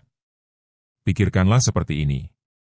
Ketika Anda menolong seseorang, itu seperti meminjamkan payung Anda di hari hujan. Tetapi jika orang tersebut tidak pernah mengembalikan payung Anda dan setiap kali hujan turun mereka meminta payung yang lain, akan tiba saatnya Anda kehabisan payung untuk diri Anda sendiri. Contoh yang baik adalah jika anak perempuan atau laki-laki Anda meminta Anda untuk menjaga cucu-cucu Anda. Pada awalnya Anda akan dengan senang hati melakukannya, namun lama-kelamaan hal ini akan membuat Anda menjadi pengasuh resmi keluarga. Ketika suatu hari Anda mengatakan kepada mereka bahwa Anda tidak bisa karena ada janji dengan dokter atau Anda ingin bepergian, yaitu menjalani hidup Anda, mereka mungkin akan membuat Anda merasa tidak enak dengan komentar seperti, "Bagaimana kamu bisa melakukan itu? Kamu tidak pernah membantu saya atau kamu selalu memikirkan diri sendiri, seolah-olah kamu egois karena memprioritaskan kesehatan atau hidupmu." Hal ini tidak jarang terjadi, terutama bagi mereka yang telah menghabiskan seluruh hidupnya untuk merawat orang lain. Terkadang kita menjadi sangat baik dalam membantu sehingga kita lupa bahwa kita juga memiliki hak untuk menjaga diri kita sendiri. Dan disinilah trik para manipulator masuk. Mereka tahu persis apa yang harus dikatakan dan bagaimana mengatakannya untuk membuat Anda merasa tidak enak jika Anda tidak menuruti permintaan mereka. Ini bukan berarti kita harus menutup diri atau tidak mempercayai semua orang. Sebaliknya, kuncinya adalah mengenali kapan seseorang benar-benar membutuhkan bantuan dan kapan mereka hanya mengambil keuntungan dari kemurahan hati kita. Terkadang para manipulator ini tidak jauh dari kita. Mereka mungkin adalah anggota keluarga, teman, atau kenalan yang telah belajar untuk meminta tanpa memberi sebagai imbalan. Ini bukanlah sesuatu yang selalu mereka lakukan dengan niat jahat, tetapi ini adalah sesuatu yang pada akhirnya mempengaruhi kita. Penting untuk diingat bahwa Anda tidak harus selalu siap sedia untuk orang lain. Pikirkan hidup Anda sebagai sebuah rumah dengan pintu dan jendela. Jika Anda membiarkan semua pintu terbuka sepanjang waktu, angin, dingin, atau tamu yang tidak diinginkan bisa masuk. Namun jika Anda tahu kapan harus menutup pintu, Anda bisa melindungi diri Anda dari orang-orang yang datang hanya untuk mengambil tanpa berniat memberi. Salah satu tips praktis adalah belajar untuk mengatakan tidak tanpa rasa bersalah. Kedengarannya memang lebih mudah, tetapi ketika Anda menyadari bahwa kesejahteraan Anda bergantung pada penetapan batasan-batasan tersebut, akan lebih mudah untuk memahami bahwa mengatakan tidak membuat Anda menjadi orang yang buruk. Sebaliknya, hal ini membuat Anda menjadi seseorang yang menjaga diri sendiri dan tahu bahwa Anda tidak bisa memberikan apa yang tidak Anda miliki. Jangan biarkan siapapun membuat Anda merasa bersalah karena menjaga diri sendiri. Sekarang mari kita lanjutkan ke poin nomor 7, yaitu tidak tahu berterima kasih. Bayangkan Anda berada di rumah setelah hari yang panjang. Anda telah menyiapkan makanan dengan penuh cinta, mungkin makanan favorit pasangan Anda. Anda duduk di meja makan dan berharap untuk berbagi momen tenang. Tapi bukannya mendengar ucapan terima kasih, hal pertama yang keluar dari mulut mereka adalah keluhan. Adalah sesuatu yang pada akhirnya mempengaruhi kita. Bahwa Anda tidak harus selalu siap sedia untuk orang lain. Anda sebagai sebuah rumah dengan pintu dan jendela. Biarkan semua pintu terbuka sepanjang waktu, angin, dingin, atau tamu yang tidak diinginkan bisa masuk. Namun jika Anda tahu kapan harus menutup pintu, Anda bisa melindungi diri Anda dari orang-orang yang datang hanya untuk mengambil tanpa berniat memberi. Salah satu tips praktis adalah belajar untuk mengatakan tidak tanpa rasa bersalah. Kedengarannya memang lebih mudah. Bahwa kesejahteraan Anda bergantung pada penetapan batasan. Akan lebih mudah untuk memahami bahwa mengatakan tidak membuat Anda menjadi orang yang buruk. Sebaliknya, menjadi seseorang yang menjaga diri sendiri dan tahu bahwa Anda miliki. Jangan biarkan siapapun karena menjaga diri sendiri.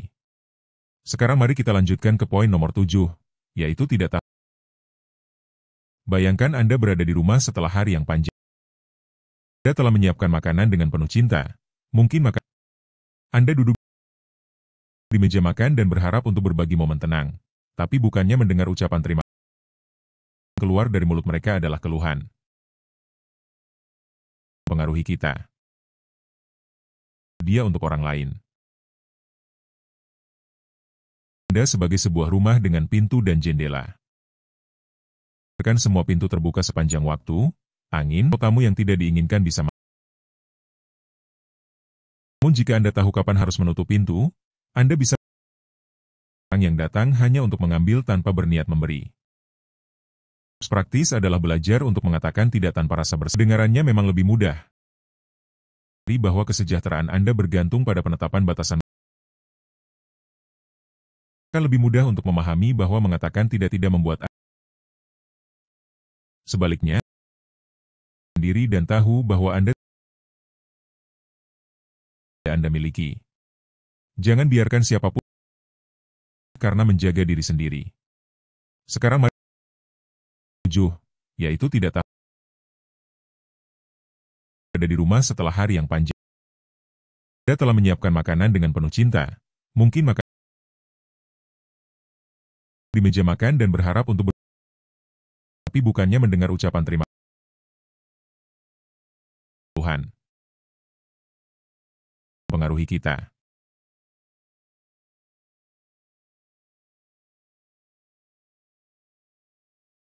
Pintu dan jendela. Biarkan semua pintu terbuka sepanjang waktu, angin, atau tamu yang tidak diinginkan bisa masuk. Namun jika Anda tahu kapan harus menutup pintu, Anda bisa orang yang datang hanya untuk mengambil tanpa berniat memberi. Praktis adalah belajar untuk mengatakan tidak tanpa rasa bersalah. Dengarannya memang lebih mudah. Bahwa kesejahteraan Anda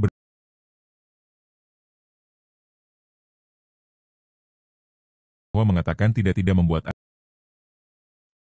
Sebaliknya, sendiri dan tahu bahwa Anda. Jangan biarkan siapapun. Sekarang mari 7, yaitu tidak tahu. Ada di rumah setelah hari yang panjang. Cinta, mungkin makan di meja makan dan berharap untuk tapi bukannya mendengar ucapan terima kasih Tuhan.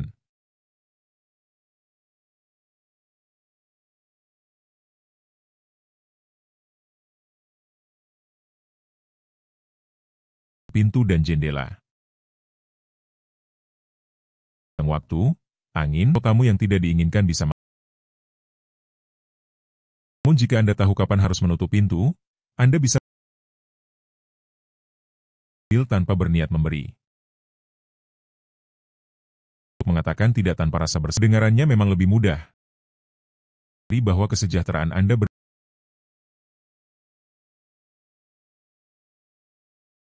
bahwa mengatakan tidak membuat Anda sendiri dan tahu bahwa Anda. Jangan biarkan siapapun. Sekarang mari 7, yaitu tidak tahu. Ada di rumah setelah hari yang panjang. Cinta, mungkin makan di meja makan dan berharap untuk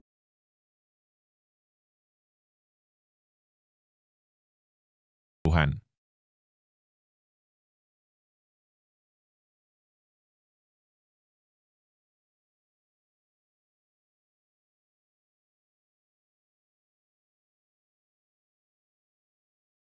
Waktu, angin, atau tamu yang tidak diinginkan bisa masuk.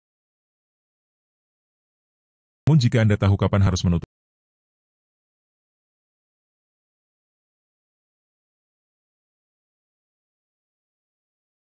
mengatakan tidak tanpa rasa bersalah. Dengarannya memang lebih mudah. Bahwa kesejahteraan Anda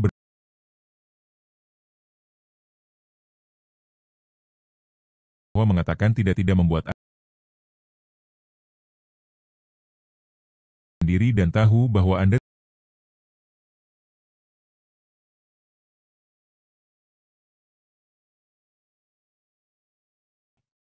Sekarang mari 7, yaitu tidak tahu.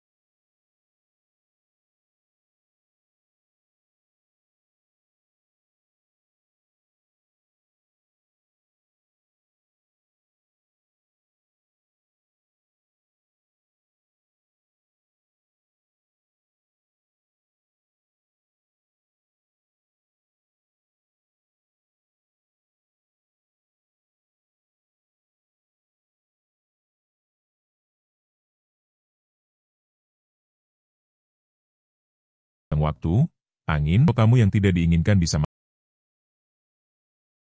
Namun jika Anda tahu kapan harus menutup,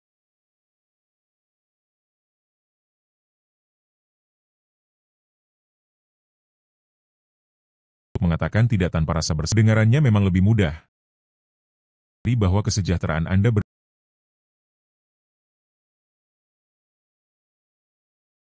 bahwa mengatakan tidak membuat Anda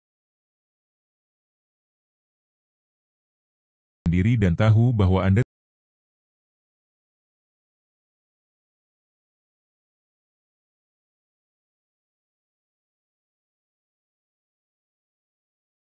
tujuh, yaitu tidak tahu.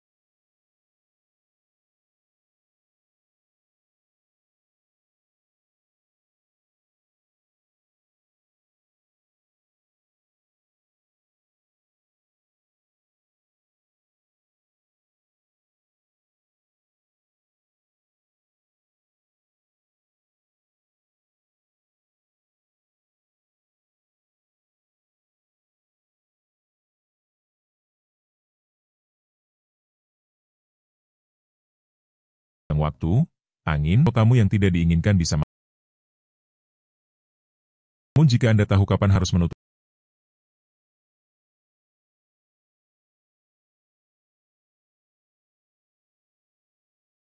mengatakan tidak tanpa rasa bersalah, dengarannya memang lebih mudah. Bahwa kesejahteraan Anda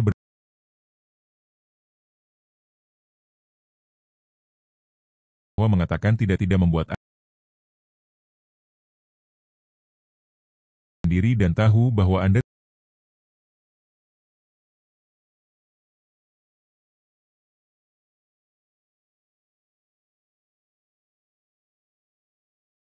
tujuh, yaitu tidak tahu.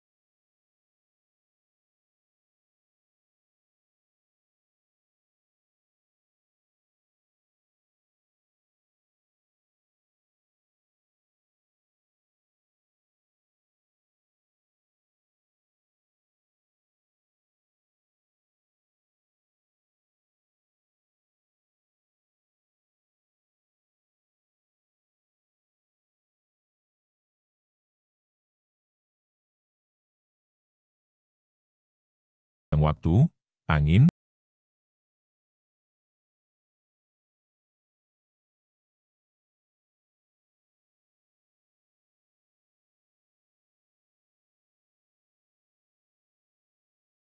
mengatakan tidak tanpa rasa bersalah.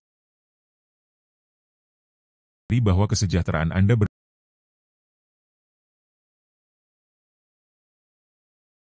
bahwa mengatakan tidak membuat Anda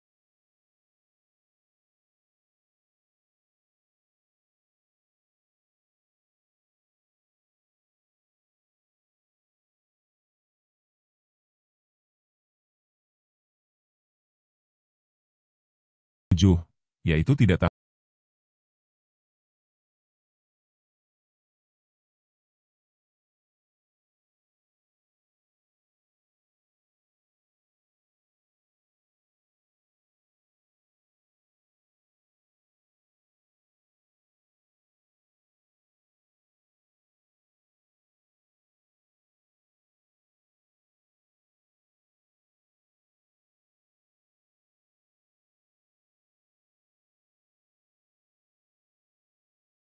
Waktu, angin,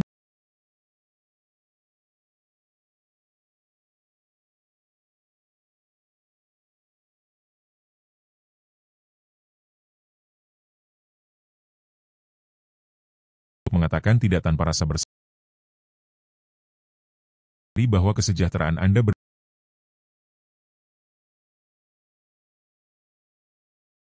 bahwa mengatakan tidak membuat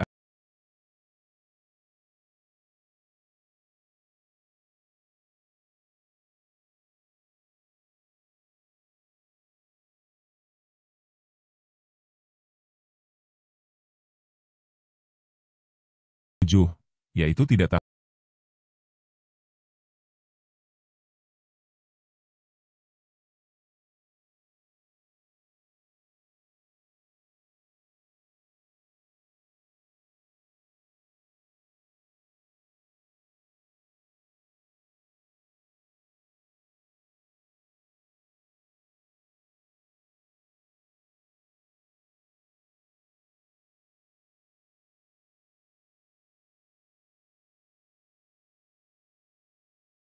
waktu, angin,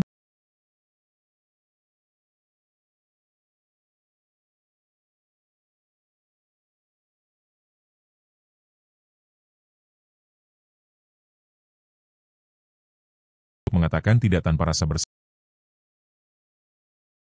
bahwa kesejahteraan Anda